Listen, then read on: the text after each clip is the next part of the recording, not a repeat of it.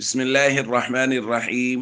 عن أبي هريرة رضي الله تعالى عنه قال قال رسول الله صلى الله تعالى عليه وسلم: لا تسبوا أصحابي، لا تسبوا أصحابي.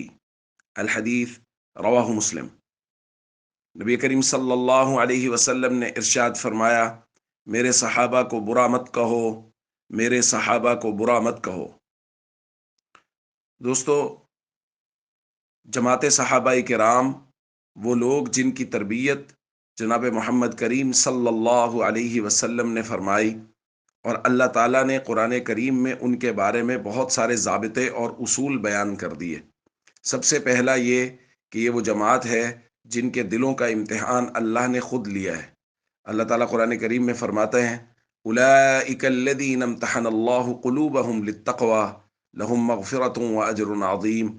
اللہ نے ان کے دلوں کا امتحان لیا اور ان کے لیے مغفرت اور اجر عظیم کا وعدہ کیا۔ دوسری جگہ قرآن کریم میں ارشاد فرمایا: وَكُلًّا وَعَدَ اللَّهُ الْحُسْنَى۔ صحابہ کے مراتب بیان کرنے کے بعد فرمایا کہ اختلاف مراتب کے باوجود تمام کے تمام صحابہ کے ساتھ اللہ نے حسنہ یعنی جنت کا وعدہ کر لیا ہے، اس لیے یہ تمام کے تمام صحابہ جنتی ہیں۔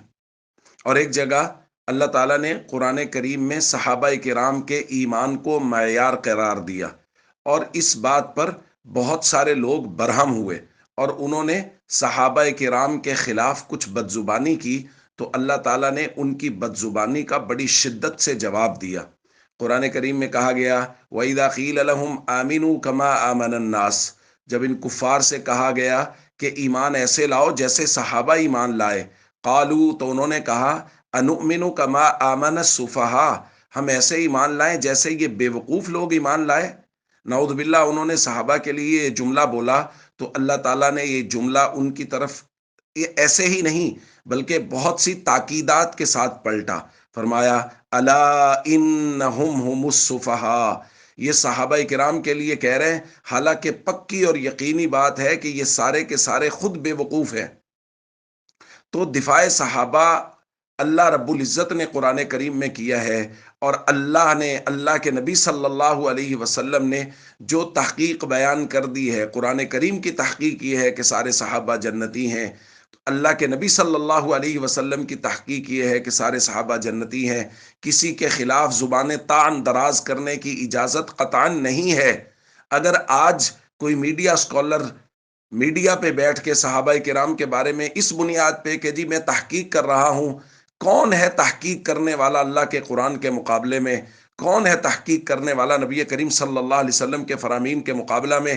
جب اللہ کے قرآن نے ان کا جنتی ہونا بیان کر دیا، جب اللہ کے قرآن نے ان کے ایمان کو معیار قرار دے دیا، جب نبی کریم صلی اللہ علیہ وسلم نے زبانیں بند رکھنے کا حکم کر دیا، تو بھائی پھر کوئی گنجائش باقی نہیں بچتی۔